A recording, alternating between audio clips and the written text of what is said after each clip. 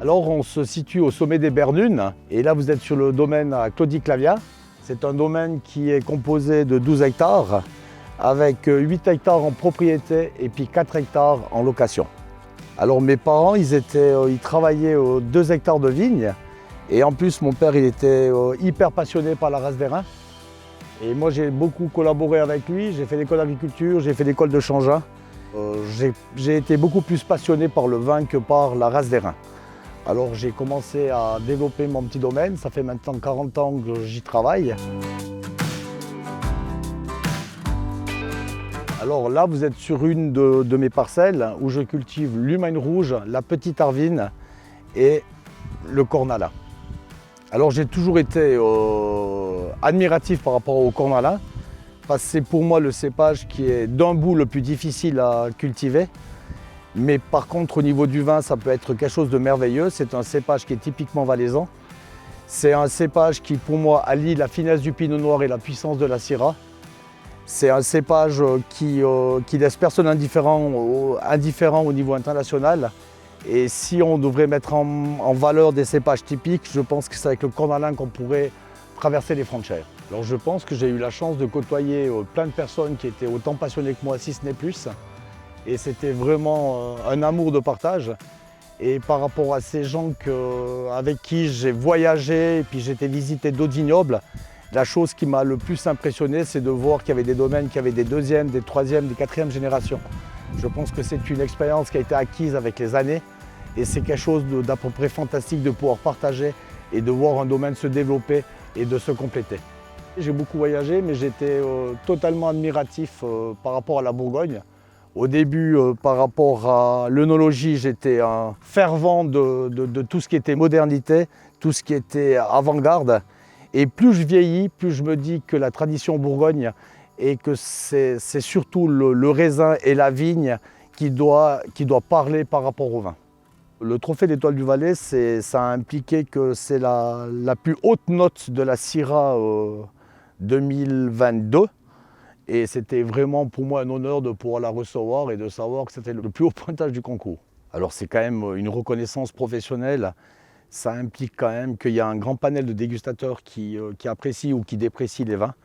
Et puis à quelque part, je pense quand même que c'est un signe par rapport à la constance et à la régularité d'un domaine par rapport au prix. Puis chaque année, j'espère que ça sera renouvelé. Je trouve que les consommateurs, des fois, s'y perdent par rapport au concours. Mais où ils ne prennent pas conscience, c'est que chaque cave, effectivement, essaye d'amener les meilleurs produits de leur travail annuel. Et les gens, ils se disent toujours qu'il y a 30% des vins primés. Mais ce qu'ils n'ont pas compris, c'est qu'à quelque part, c'est qu'il y a une présélection qui se fait au niveau des caves et on va mettre quand même toujours nos meilleurs produits. Donc si on multiplie tout ça, le nombre de 30%, il n'est pas si grand au final.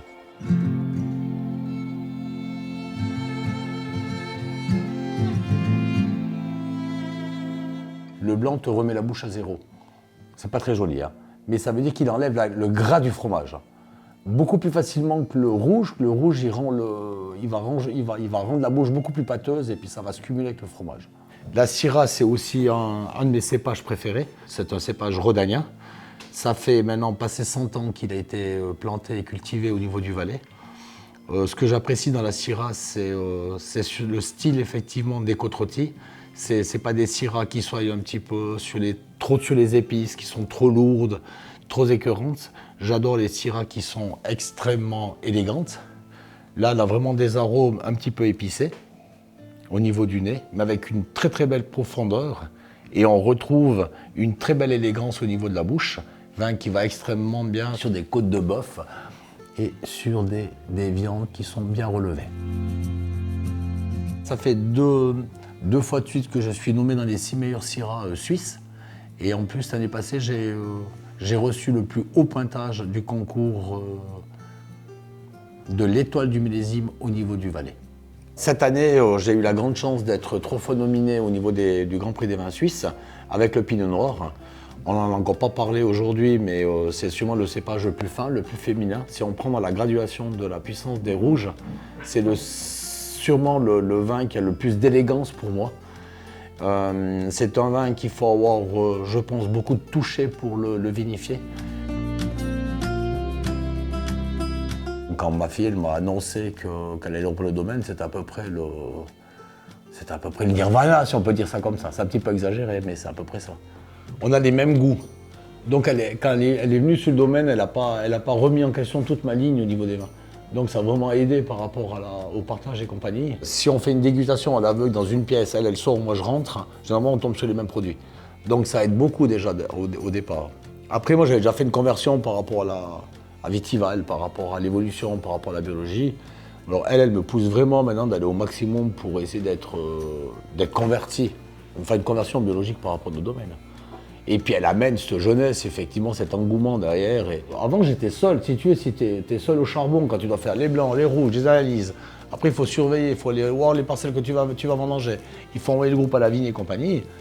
Et puis là ce qui est vraiment intéressant, c'est qu'elle me décharge tout ce qui est technique et compagnie. Après on fait un débrief. Et puis du moment où on partage, on part sur la vinification. Le plus grand plaisir qu'elle m'a fait dans ma vie, c'est de m'annoncer qu'elle allait reprendre le domaine.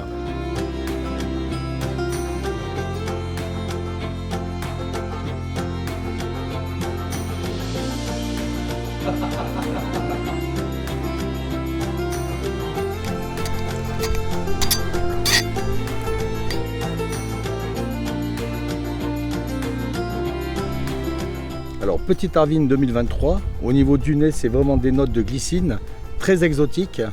Au niveau du palais, c'est impressionnant, on retrouve les mêmes notes exotiques avec tout de suite le sel qui est en train d'apparaître. C'est vraiment une sensation très rafraîchissante avec une très belle acidité.